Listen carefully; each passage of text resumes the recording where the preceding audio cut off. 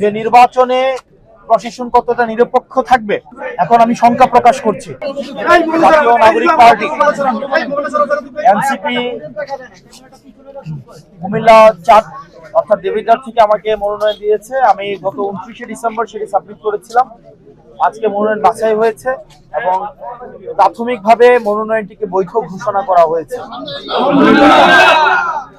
তবে একটি কনসার্নের বিষয় হচ্ছে প্রশাসনের যেই আমরা অভ্যুত্থান পরবর্তী সময়ে যেমন নির্মোহ, বস্তুনিষ্ঠ, নিরপেক্ষমূলক আমরা যেভাবে আচরণ প্রত্যাশা করি, আজকে পরে মনে হয়েছে যে নির্বাচনে কতটা নিরপেক্ষ হবে, প্রশাসন কতটা নিরপেক্ষ থাকবে সেটি আসলে এখন আমি শঙ্কা প্রকাশ করছি। পর্যাপ্ত যুক্তি, পর্যাপ্ত তথ্য থাকার পরেও আমাদের একজন প্রার্থী উনি ব্যাংক ডিফল্টার, উনি উইলফুল ব্যাংক ডিফল্টার। উনি একাধিক আর্থিক প্রতিষ্ঠান থেকে বিগত বিভিন্ন সময়ে উনি লোন নিয়ে সেটি আর ফেরত দেয়নি। দেশের অর্থকে উনি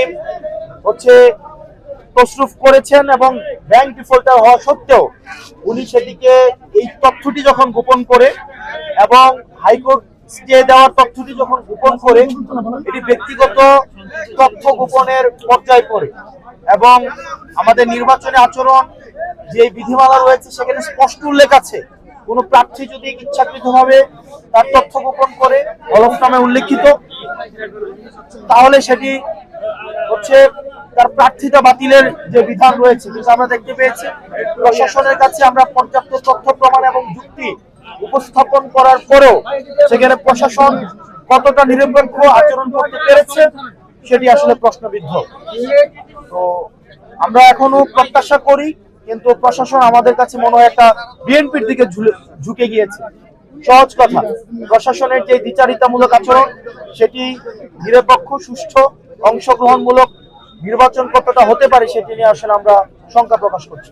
ভাই এই সেটিং এ আমি দিচ্ছি, আমি কপিটা সেটিং এ দিচ্ছি। Director is supposed to take the entire responsibility. Director কোনো different entity না। According to company law, director কোনো different entity না। Director হচ্ছে